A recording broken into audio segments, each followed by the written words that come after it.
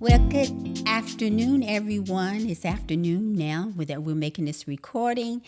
This is Mary with From Victim to Victory, and today we are back with conversation with Miss Mary. So I want to welcome you once again, my YouTube family, and also any new viewers that we have. I want to thank you for joining us. And today I am super excited, as I usually am. My guest today, I have Mother Alice Thomas. She's one of my favorite people. I've been knowing her for many years, and I am so excited. I keep asking her and telling her, when you're going to write this book. So, so I haven't got a response about that yet. So once again, we never know what God is doing, but I know that He's doing new things, and I'm excited about what He's doing and where He's taking me, even though I don't even know that, but I trust Him. So I just try to be obedient. So the Spirit led me to ask Mother Alice. I said, let's have a conversation because you have so many wonderful stories to give God the glory, and you gotta tell your stories. It's so important, and I'm not only speaking to Mother Alice, but other people. We need to know that the stories that God has given us, our trials and our tribulations, is part of the journey of life. We're gonna go through them, and it's all because of, if you think about what you've gone through, you've gotten stronger. Those are the times that we get stronger. We become closer in knowing that God is God. Let Him do God. And so just give it to Him. Let go and let God. So with our stories, I said all of that to remember that your story is not just for you. It's for others to hear your story, to encourage them, and for them to know that they're going through it and God is with them. If you come to know Him, and it's always now, don't put it off, come to know Him as Lord and Savior. Ask Him to come into your heart and change your life. And He will change your life. So you will understand that on the journey, that whatever you're going through, whatever your situation is, whatever your circumstances is, you're not alone. And so today, Mother Alice is here with me, and she's going to tell her story. Now, guys, this might become an episode because, I don't like to keep you too long. I'm trying to keep it at an hour. So it might become Mother Alice Conversation with Mary, episode 2 or something like that. We don't know yet. Maybe at the end of the day, at the end of this conversation, we'll know where we're going to 2. So once again, let's hear from Mother Alice Thomas. Mother, so I'm gonna ask you once again to just start wherever you want to start in your story, whatever God has given you to share with us today. Okay. Well, first of all, I'd like to thank Mary for giving me the opportunity to tell my story, or sometimes I don't like to call it a story, but just life itself. And I try to tell it in a way that it's happening to me. I don't bring a lot of things most things I bring are things that surround me, and trying to show people that no matter how tough life get for you, it's always out. God has come in so many times and pulled me up out of that water when I thought I was sinking. If I go back, my story really began when I was 5 years old. I didn't have a very good child rearing during that time. Terrible things happened to me, and to be perfectly honest with you, I can't even remember my elementary school years. I can't remember anything about it, and I think God blocked it out because it was such a terrible thing for me during that time. But I'm not going to linger on that right now. I'm going to come to what I'm dealing with right now, and I'm dealing with breast cancer. my second round with breast cancer. First round wasn't it's different from the one I'm having now. The round I'm going through now, it entails a lot of things that has really test every ounce of my being.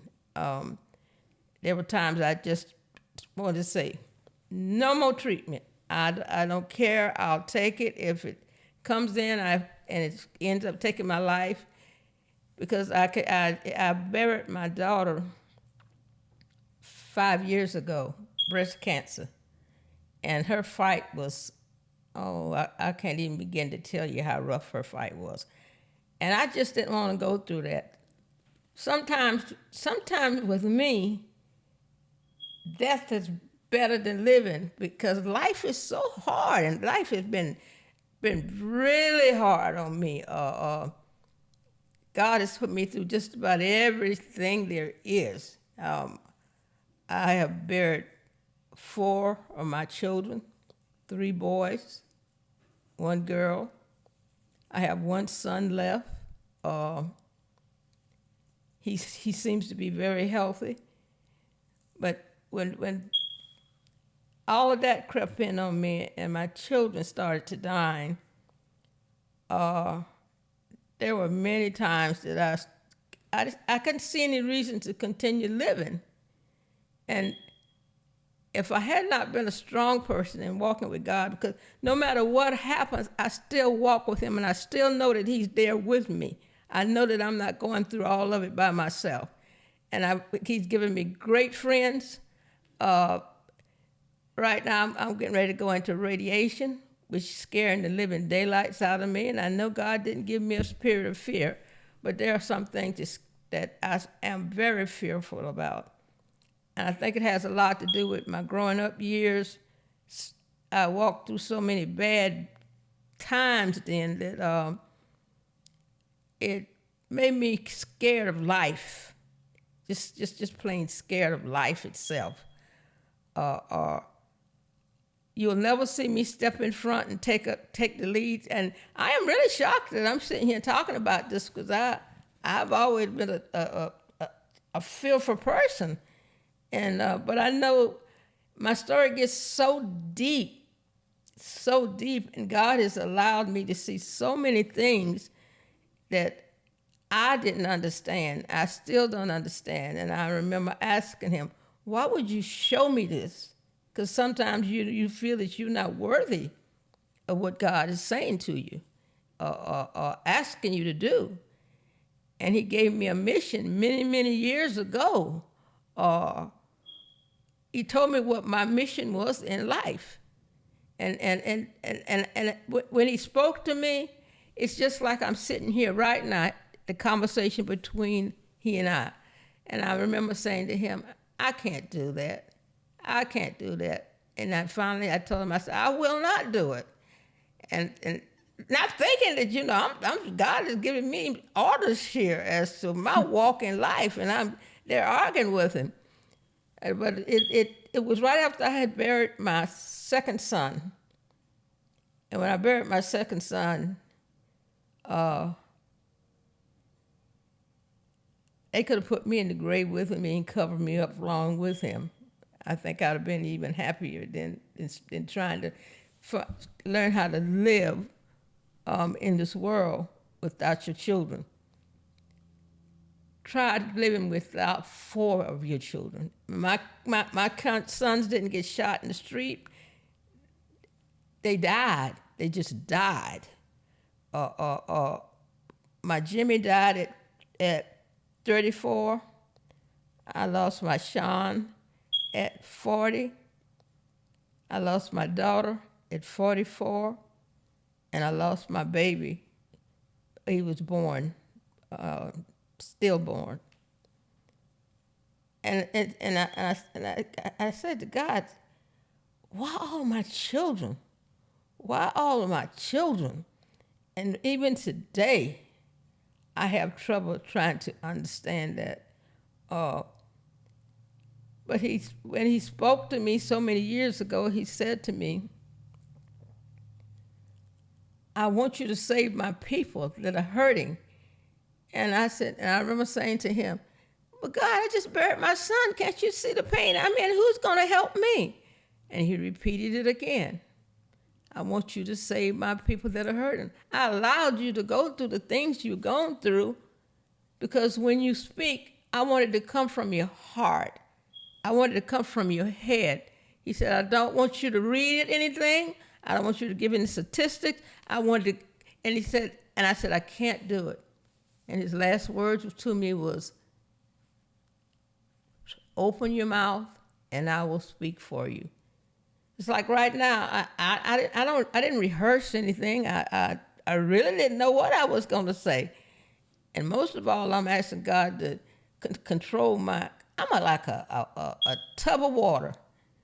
The tears flow like, and I just sort of to give me strength to be able to tell my story, that someone can understand it, and not just see the sadness of it.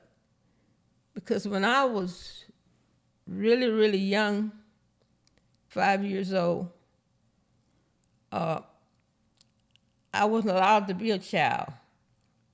Some man decided that he wanted to make a woman out of me at 5 years old. I was molested from the time I was 5 years old until I was 12 years old. I'd gotten to the place where I wouldn't go in the house in the daytime when nobody was in the house. I couldn't sleep at night. And I grew up in a world of fear all the time. And I never told my story until I was in my 60s, because God covered it up. That I didn't even know the things that had happened to me. So one day he revealed it to me. And I can remember just screaming and couldn't believe what had happened. But see, he had told me what he wanted me to do, and I would not do it. But I'm here to tell you, if God tells you to do something, you better get up and do it, because you will do it regardless. It does not make a difference whether you want to do it or not. You are going to do it. So, Mother, let me just interrupt for a minute, because I think it's important that our viewers know. So was that at that time that God revealed everything to you again? Was that the time that he said to you and gave you your mission, that you were to tell people your stories? Yes. Okay. That was many, many years ago. During that time, I knew there was a God, but I wasn't obeying him. I really didn't know, because I grew up. I attended church, but nobody in my family attended church but me. And so, how old were you when you accepted Christ as your Savior? I had to have been about 35, between 35 and 40. And it was during a time that I had gotten wild. I was clubbing and drinking and just out there having a good time. And I can remember the day he pulled me out. And when he took me out, I never went back. My life changed completely. It changed so much that I really didn't even recognize myself anymore. Then I met my second husband, and I remarried and ended up in Germany for 2 tours of Germany, which was torment. Everybody else loved Germany, but I didn't. I just wouldn't come back home. Was that Mr. Jimmy? Yeah. Mr. Jimmy, yes. Yeah. Okay. I loved Mr. Jimmy, you all. He had the beautifulest head of white hair. He had this big, beautiful white afro. You just want to go. I used to tell Mother, I said, Mr. Jimmy Hare, you just want to go and put your hands in it. But anyway, Yeah. so I just wanted to, okay, Yeah, Mr. Jimmy. he was a really good father. He's a good husband. Uh, this part of my story, I don't think I've ever told anybody that I went to school for 12 years and I never learned anything. I came out of school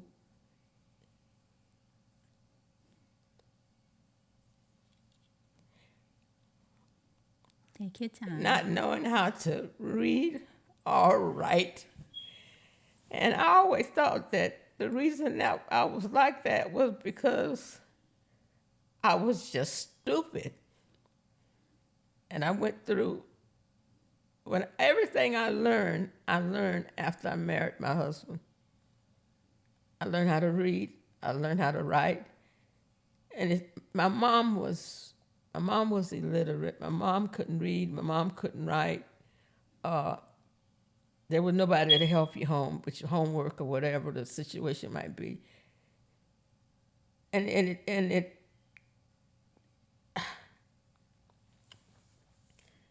I cannot explain how you feel to be 20, 30 years old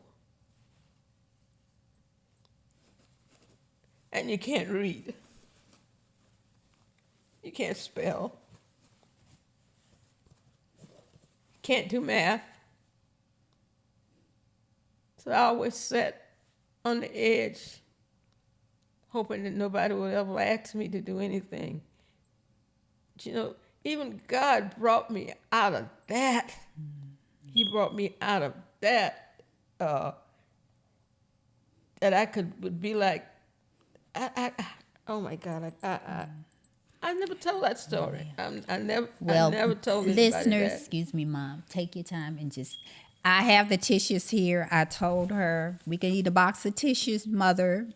So, and we're thankful God is moving. He's moving because you told the story today and you all are getting ready to hear it for the first, have heard it for the first time along with me because I've heard many of her stories. This is one of the strongest women that I know. She's one of the strongest people. And as I said in the beginning, she has stories to give God glory.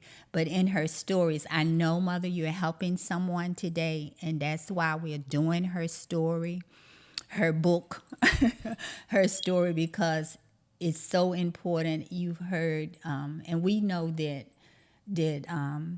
God, one of my favorite scriptures, guys, is Romans 8:28. For we know all things are good for those who love the Lord and are called according to his purpose. I may have paraphrased it, but that's one of my favorite scriptures. And that's what I'm hearing and seeing in her stories. God, all the bad things that happen, if you're one of those people that was molested or anything bad happened to you during your childhood or whatever time it has happened, just know that you're not alone. God is always with us. He created us, so he sees everything. So her stories are once again I know you're blessing someone and helping someone today.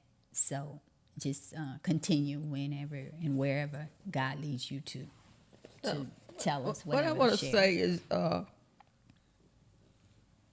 I've been embarrassed all my life about everything that happened to me. I didn't tell anybody. I was just embarrassed. And now my life is like an open book.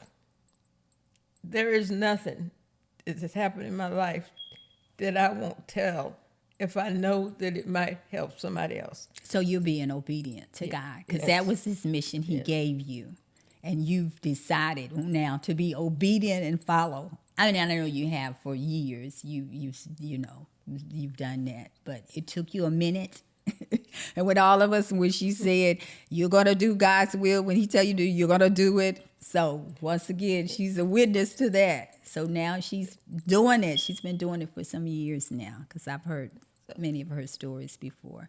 I want to say to all the young girls out there, when you come to these things in your life where you've been molested and you can't keep it a secret, you got to tell somebody. Mm-hmm. You can't carry it around that luggage like I did for years and years, and it hindered me from learning. It hindered me from doing anything. Now I can sit down and create just about anything. Before, I couldn't even think of how to even spell my doggone name. And now I can sit down. And beautiful, guys. I'm telling you, she is very creative. Sewing, just the arts, the crafts, all of those things you never would have believed. And that's the first time I heard her story about she went to school 12 years and she didn't learn anything. Look at God. Yeah, she truly, that's God. Because I never would have known that about you, that with your experience in high school. You said you didn't learn into after you married Mr. Jimmy and later on in life. But you never would have known that. Never would have thought that was you. So, once again, and as you're talking about, I know you're speaking to the young ladies, but also you're speaking to, because we know that many are not only young ladies these days, but it's happening to men as well, right. Young men as well. Yeah, so as you're speaking, I know once again you're saying to anybody who's ever been experienced that and put in that situation, you can't keep silent. Don't keep silent. It's not your fault. It's nothing you did. Yes. So go on, Mother. I'm going to turn it back over to you. The first thing you're going to do, you're going to blame yourself. And I think my mom, if I had said something to her, she would have said, well, baby, it's going to be all right. Maybe she wouldn't have handled it that way. But no, my mother, that's probably the way, because she was being abused. You sit around, you watch your parents abuse, and then you grew up, and then you abused the same way, and it's like a cycle. Mm-hmm. It has to be broken. You got to stand up and be strong, and that's not always easy. Mm-hmm. It's just not always easy. 'Cause there are many times I wanted to just crawl into my bed, pull the covers over my head, and just stay there until I wasn't here anymore. You know, 'cause things was hitting me everywhere. I've been in the hospital twice for sepsis. God brought me through that. God bring me through 2 fights with cancer. God's brought me through that. He brought me through seeing my kids die and be lowered into the ground and covered up, knowing I would never see them again. He still brought me through that. And through all of this, God has allowed me, and this is another story I very, very tell people, has allowed me to see someone die. And I prayed over that person. And this person came back, and it was my brother. And he told his story how he had been to hell, walking around and what it was like that. So if you believe that there's not a heaven and a hell, I'm here to tell you it's there. It's there. God gave him a second chance. And he allowed the same thing to happen to me again. And I asked God, why do you let me see these things? Why me? I'm not worthy of what you're giving me and what you're showing me. Because I didn't know what to do with it. It scared me. A lot of people would say, it wasn't, but my brother was gone. He was gone. I'm not going to get deep into that story because it's a deep, deep story. Mm-hmm. And it's just take too much time. And I don't want to I don't want to kill all my time on one thing. I'm going to bring it right up to today. My fight with cancer. I have a blog that I'm walking young ladies, anybody who wants to be a part of it, through a year of cancer, the good parts, the bad parts. And there are bad parts. When I went in for my surgery, they didn't get all the cancer. I'm 83 years old. 3 weeks later, I'm back in the surgery again. God brought me out of all of those surgeries. In 3 weeks' time, I was right back to myself. You know, God is, He's so good. With all the bad things that happened in my life, I lost my husband. My husband's gone. And I remember coming home, standing in my house and wondering, my God, where am I going to go? Everybody's gone. Now my husband's gone. How am I going to? God had it already planned out as to how I'm still in my house. I'm still in my house. He had it already worked out. And he gives you so many chances. I was looking for him to turn his back on me a long time ago and say, I'm finished with you. But he never finished with you. He's always there walking with you. No matter what I go through, I know he is right beside me. I know he's right beside me. 83 years old, I walk, I run. I can do it. I run a whole house over here. Just like I watch other people. Yes, Mother, and let me interrupt right there. There are more tissues right here, guys. Mother, you did not tell them that your surgery, no pain. Did you tell us no pain? I have not had your first cancer surgery for these that was right consecutive together, and then 3 weeks later, another surgery. Right back again. No pain. I have not had one pain since I've been fighting. And I've been fighting the surgery now for almost a year. But I know God has healed me. I know many times when we say heal, you put your hands on you and bam, you heal. Sometimes people got to see the healing. And I think this is how he's taking me through this. Because I kept praying, God, you said I was healed. Do I continue all the treatments and all that? Treatments, but he never changed. He never changed. He never told me that it would be different. So I want y'all to know that I'm healed. Even though I got to go through what I'm going through, but it's to show you that even though I go through this valley of the shadow of death, he's still with me. I've had 2 surgeries, 3 weeks apart, and have not felt not one pain. That's God. That's God. He's a miracle working God. He's a miracle working person. And I give him praise, I give him thanks, I give him all the honor. I have never asked him why. Why in my mind I have asked myself, well, my God, at first I wanted to beat myself up. You have done something in your life that you have passed on to your children. And now your children paying the price. I had to learn that's just not the truth. It's just not. You know, Viewers, I tell you, when I tell you, this lady, and Mother, why do you think, I'm going to ask you the question before I already know the answer. You are.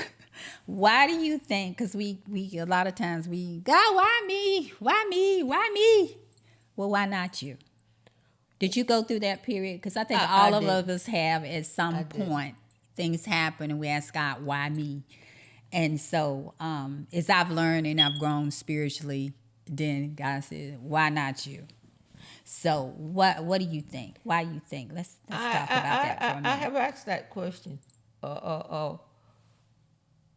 At myself, why me? Why do I have I look at, because a lot of the kids that grew up with my kids are on my blog, and all of them successful, and they just moving along. And I ask myself, look at there. Why other people's kids are still alive and my kids are dead? And I had to tell myself, why not me? Jesus died for us on the cross. If God gave his only son, how can I even complain about what's going on with me? There were times in life that I didn't think nothing could touch me. I don't know whether I was arrogant or what. Not my house. We're the center of this neighborhood here. We're the house that every kid in the world comes and eat and sit to the table and all this. Not my kids. When my kids started dying, I could not believe it. And they were, two of them were a year and 4 months apart. One son gone, a year, 4 months later, other son gone. And then and my poor daughter, she'd already been sick and legs surgeries and months in the hospital, and God still came back. And they say that God don't do bad things, and I believe that. I don't know why people died, and it's not always bad. That's a question. That's a question. Why people die? Not so much why they die, but death is painful. You know? I think in just listening to you, Mother, and what I have learned through my spiritual walk with God is, he says he never put on us no more than we can bear. And we have to remember why we were created.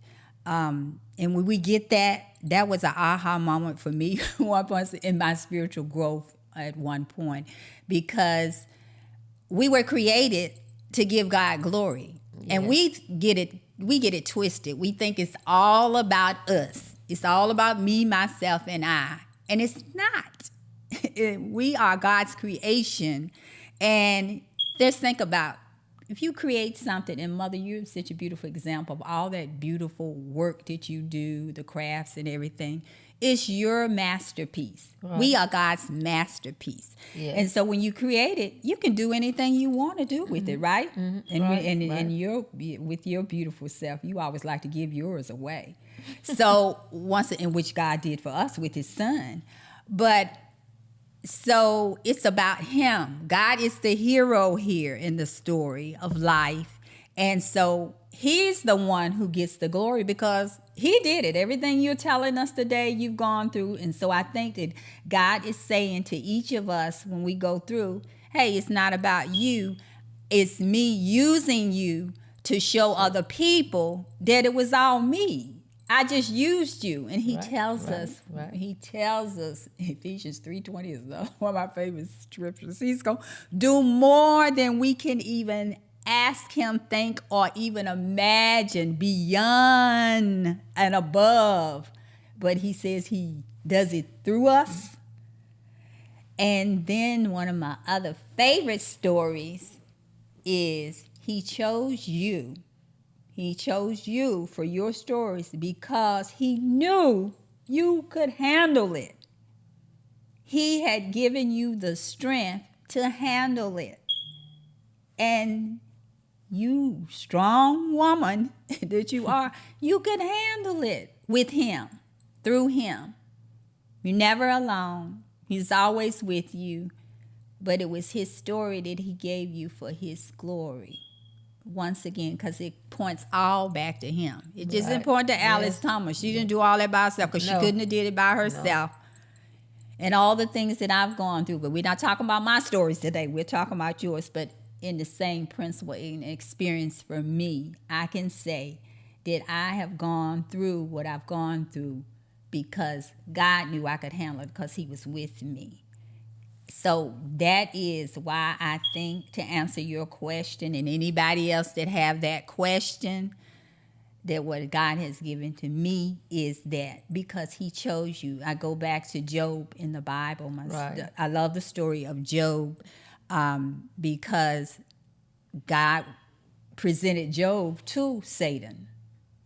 You know, when he asked the question, he asked Satan, what is he doing? He says, I'm roaming around to see who I can devour. And God asked him, have you tried my faithful servant Job? Right. So God picked Job because he knew, and he gave limitations. There's another story that's so great that shows us that God is in control of everything. Satan is not. Satan just fooled his God's children and people into thinking that he's in control, but he's not. God controls everything because he gave him limitations on Job. Yes. He said, you can do this, you can do that, but you can't have his life and you can't have his soul. And so we know, if you know the story of Job, and if you don't, go read the story of Job, because it will show you that God is in control and he allowed him to do terrible things to Job.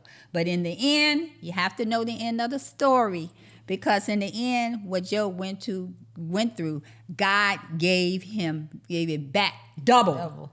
God don't do just little. Well, he said more than we can imagine. So once again, to answer the question, why me? Because God knew that you could handle it and that he is the one who was able to bring you through it. And he's the hero in all of our stories. God is God. He's the hero. And he always take all that bad stuff and work it for good. For good. So, Yeah, true. So, Mother, you have anything else you want to share with us? No more than trusting God. Just trust in him. Because most people say to me, if I had lost one child, I could not live. How do you do? And the only thing I tell them is not me. If I had to do it on my own, I would not survive. You know, it's not like they didn't die as babies, a little crawling across the floor. These were people that God had entrusted to me for 34 and 40 years. But he only entrusted it to me because they still belong to him. Amen. Now, there's a time I wouldn't be able to say that. But I thank him that he allowed me to be the mother of, and these were good men and women, to be the mother. I had to ask myself, who am I to be allowed with these beautiful kids, to raise these beautiful kids? And my son comes back, he said, I'm what I am because of you. And he said, you should be proud that God has allowed you to carry his cross for him. That warmed my heart. That warmed my heart. Yeah, and that's wonderful. And I say that a lot of times to mothers, is, you know, because our children, you know, but I remind them, I have to remind, because I had to go through that and get there myself, that once again, God is our creator. He's Father. Yeah. So, and that's a part of that's where we're trying to go. We're citizens of his children, is not citizens of this world. He reminds us we're going home, and we know his home is in heaven, although he's everywhere with us, but his home is in heaven. And so part of our journey, guys, is that transition. We got to transition over. And then God gave us the honor of being, as you said, he entrusted. I love it. He steward over. We're stewards over his. And so when your children grow up, our job once again is train them up in the way they should go. But even the young, we don't ever know. But God is coming to get, we're going to leave this. That's part of the journey. And that's where we're journeying to him. So that's part of our journey. He calls it. We don't have the expiration date, only he knows when he's coming to get us. So just remember that. And I know that that's a process. We're still human, that we have to go through when we're grieving and we lose loved ones. That's the human side of us. But just know that they're gone home to be with our Father. And if we know Him, He promised us. Once again, if we're His children, we've asked Him to come into our hearts and to make Him Lord and Savior. That He says we'll see our family members again. So that's the great part of that. I always say it's not goodbye, but it's farewell, because we'll see them later. For anybody who's suffering and lost someone, and because grieving has no expiration date either. No. I have many who've gone on, my parents, and I miss them. But I remember absent in the body, present with the Lord, and I will see them again. So I just think that's something that we need to remember as well, for this great God that we serve. Oh, yes. That Yes. once again. Yes. So for any of the viewers out there, if you have not, this great, wonderful God that we're talking about, and we're giving glory, and Mother Alice has so graciously shared her story. It's always, don't put it off till tomorrow, but it's just asking God. It's a prayer, it's communication, it's having a conversation with God, just asking Him, believing and knowing that He gave His only begotten Son. That's the gospel. He gave His only begotten Son, that whosoever, it has nothing to do with your color, your gender, where you came from, but whoever, He says whoever, that's anyone who's willing to ask Him and accept Him and believe that He gave His Son to die for our sins. Jesus wasn't the one who sinned. He was just the wonderful gift that God gave us to save us from sin, so we're to have a right relationship with Him. And He said He was going to die, and in 3 days He was going to rise again, and He did, and He lives. He lives. He's the living God. He's the living God that still lives, because He lives in you and I. We just need to ask Him to come into our heart and change our heart. So if that's you today and you haven't done that, don't put it off. Today is your opportunity to do it. Amen. And then you have that relationship and that growing. You can always know that God is with you. He never leaves you or forsake you. And He's a promise keeper. He's a Father who keeps His promises. Now, man, our earthly daddies and mothers, we can get disappointed by our family and friends and all of them. But God is faithful to His word. He's a promise keeper. If He said it, and that wonderful book we have, the Bible, is full of, that's his book for our living on this earth while we're here. His promises, He's faithful. Whatever He said He gonna do in that book, He gonna do it. So once again, it's just a wonderful conversation, Mother. I thank you so much for sharing with us today. And I want you to tell them about your blog. Tell them where they can find it. It's on Facebook, right? It's on Facebook. Okay, and just put in Alice Thomas search if you're not one of her friends, but you can friend her. But once again, and those blogs are awesome. Those blogs, once again. So I know you've helped so many people today, sharing your story. And don't keep it a secret, you all. I need to ask you all, make sure you like and subscribe. So I thank you, and I want to thank our wonderful producer of this YouTube, From Victim to Victory. He is my son, my oldest son, Sean. I'm so proud of him. And remember, for Sean Media. Did I say it right, Sean? I always mess it up. Fushan, thank you. So, Fushan Media, thank you, Holy Spirit. Fushan Media Productions. And that is the name of this great YouTube channel, producer and manager. And he's also the web manager of From Victim to Victory, our website. We have a website. So also go and view that and see all the wonderful things that God is doing through us on From Victim to Victory's website as well. So thank you, guys. Thank you. And we're going to Call it a wrap. I think we did. Oh, Mother, you want to come back again and tell them some more? Oh, No. yeah, I can. So we may have her back. I wanted to be clean, and I didn't want, because you know I be crying all the time. But that's why I had these other tissues here, you all. So we don't, and your stories we understand, and you know, I'm a little stronger now. I'm not a crier like I used to be, but once again, we all are different. And so that's why I told Mother, I said, you got a box of tissues? So guys, that's why we had our tissues. But so thank you once again. And thank you, Sean. Go ahead. If you know anybody in your family that's suffering with cancer, don't let them make that walk alone. It's hard when you have to.